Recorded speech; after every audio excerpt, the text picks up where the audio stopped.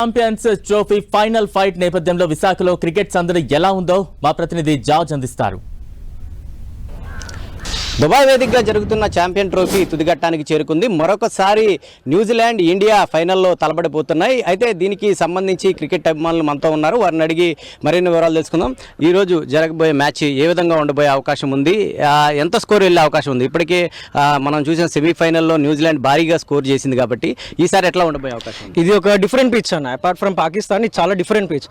కానీ ఒకవేళ న్యూజిలాండ్ని మనం అరౌండ్ ఒక 230-240కి మనం కట్టడి చేస్తే ఈజీగా ఇండియా గెలుస్తుంది. అది అంటే ఎవరు బాగా ఆడే అవకాశం ఉందంటారు? ఇప్పటికే రోహిత్ శర్మ చూసుకున్నట్లయితే కనుక ఎక్కువగా నిలబడలేకపోతున్న పరిస్థితి ఉంది. కేవలం కోహ్లీ కానీ మిడిల్ ఆర్డర్ బ్యాట్స్మెన్లే ఎక్కువగా ఆడుతున్న పరిస్థితి ఉంది. కాబట్టి ఈసారి ఏ విధంగా ఉండే అవకాశం ఉంది? జట్లు ఏమైనా మార్పు చేసే అవకాశం ఉందని భావిస్తున్నారు? మార్పు అయితే ఏం లేదన్న, సేమ్ స్క్వాడ్తో వెళ్తే సరిపోతుంది. అండ్ రోహిత్ శర్మ ఒక 15-20 ఓవర్స్ ఆడితే మాకు కంప్లీట్గా సెట్ అయిపోతుంది. అండ్ గిల్ స్టాండ్ ఇచ్చి విరాట్ కోహ్లీ, శ్రేయస్ అయ్యర్ చాలు, ఇంకా మొత్తం అందరూ సెట్ అయిపోయినట్టే. ఇంకా ఈసారి బౌలింగ్ ఎలా ఉండే అవకాశం ఉందంట అన్న? చూసుకుంటే Dubai pitch almost flat spinning pitch ఎక్కువ తిరుగుతుంది. సో మనం ప్రతిసారి మ్యాక్స్ ఆఫ్ 4 స్పిన్నర్స్తో మనం వెళ్తున్నాం. సో కాకపోతే వాళ్ళు చెప్తున్న ప్రకారం ఏంటంటే ఇప్పుడు కుల్దీప్ని ఆపి మనం ఎవరిని వాషింగ్టన్ సుందర్ని వేస్తామని చెప్తున్నారు. కాకపోతే ఉన్న టీంని కంప్లీట్ కంటిన్యూ చేసి ఒక్క ఫాస్ట్ బాల్, ఒక స్పిన్నర్ నాపి ఒక ఫాస్ట్ బాల్ అక్షదీప్ దించుంటే కనీసం ఒక బాల్ మారేసరికి వాళ్ళు ఏంటంటే కొంచెం కన్ఫ్యూజ్ అవుతారు. సో స్పిన్ అటు ఫాస్ట్ బౌలింగ్ పేస్ కలిపేసరికి కొంచెం కన్ఫ్యూజ్ అయ్యి మనం కట్టడి చేయొచ్చు. ఎందుకంటే హర్షదీప్ బౌలింగ్ చాలా ఈజీగా స్వింగ్ అవుతుంది, బ్యాట్ మీదకి చాలా తొందరగా వెళ్తుంటాయి. సో కంప్లీట్ నాకు తెలిసినంత వరకు అక్షదీప్ తీసుకోవడం చాలా మంచిది అవసరం. ఓకే, ఈసారి ఎంత స్కోర్ వెళ్ళే అవకాశం ఉందని మీరు భావిస్తూ ఉన్నారు? సో ఏంటంటే ఇది డిపెండ్స్ అపాన్ పిచ్. మనకి పిచ్ ఎలా అనుకూలిస్తుందో, ఎలా ప్రభావం చూపిస్తుందో మనకు తెలియదు. సో ఇనీషియల్గా ఫస్ట్ బ్యాటింగ్ ఇండియా తీసుకుంటే మాత్రం మనం, ఎందుకంటే న్యూజిలాండ్ తక్కువ అంచనా వేయలేం. సో వాళ్ళు రొటేట్ చేయగలరు, బ్యాట్స్మెన్ ఆడేవాళ్ళు ఉన్నారు. సో మనది ఫస్ట్ బ్యాటింగ్ అయితే ఇనీషియల్గా మనం 270+, 280+ అయితే మనం స్కోర్ చేయొచ్చు. అదర్వైజ్ మన బౌలింగ్ తీసుకున్నా, సో మనకు ఆల్రెడీ స్పిన్నర్లు ఉన్నారు కాబట్టి సో మనకి ఇబ్బంది లేదు. సో మన స్పిన్నర్లు ఆల్రెడీ ఫామ్లో ఉన్నారు కాబట్టి సో వాళ్ళు ఇనీషియల్గా కట్టడి చేస్తే 230-240లో కట్టడి చేస్తే మనకి ప్రెజర్ అనేది ఉండదు. ఎందుకంటే బ్యాట్స్మెన్ ఓపెనర్స్ కానీ పవర్ ప్లేలో స్కోర్ కానీ ఇచ్చారంటే ఆటోమేటిక్గా శ్రేయస్ అయ్యర్ అండ్ విరాట్ కోహ్లీ దాన్ని టేక్ ఓవర్ చేస్తారు.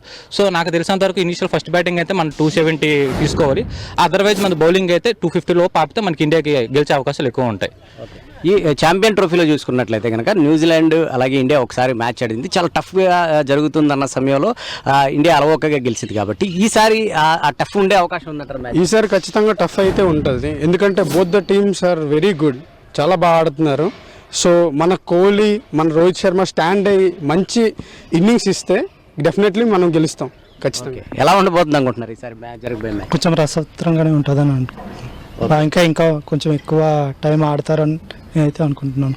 లాస్ట్ టైం కదా, అంటే మన మొత్తం అందరితో చూసేది ఇదే. ఎక్కువ పీపుల్ కూడా వెళ్ళిపోతున్నారు. రోహిత్ శర్మ, విరాట్ కోహ్లీ వీళ్ళందరూ లాస్ట్ టైం మనం చూడవస్తున్నాం కదా. సో ఇది కొంచెం విన్నింగ్ మూమెంట్లో తీసుకొని వస్తారని భావిస్తాను. అయితే ఇది చాలా రసవత్రంగా ఈ న్యూజిలాండ్ ఇండియా మ్యాచ్ ఉండబోతుంది. ఖచ్చితంగా చూసుకున్నట్లయితే కనుక ఇండియా గెలిచే అవకాశాలే ఎక్కువగా ఉన్నట్లు క్రికెట్ అభిమానులు చెప్తున్నారు. అంతేకాకుండా న్యూజిలాండ్ సైతం కూడా అంత తక్కువ అంచనా వేయలేము, ఎందుకంటే వాళ్ళలో కూడా మంచి బౌలర్స్ అలాగే బ్యాట్స్మెన్స్ కూడా ఉన్నారు. కాబట్టి ఈ మ్యాచ్ ఖచ్చితంగా అభిమానులకు ఒక పండుగ లాంటిదే, కనువిందు చేస్తుందని కూడా చెప్తూ ఉన్నారు. ఏదైనప్పటికీ ఇటు ఏదైతే రోహిత్ అలాగే కోహ్లీ సైతం కూడా వెళ్ళిపోబోతున్నారు. కాబట్టి ఖచ్చితంగా ఇది ఇండియాకి విజయాన్ని అందించే వాళ్ళు వెళ్ళే అవకాశం ఉందని కూడా క్రికెట్ అభిమానులు చెప్తూ ఉన్న పరిస్థితి ఉంది. కెమెరా పర్సన్ నరేష్తో జార్జ్, 10 టీవీ, విశాఖ నుంచి.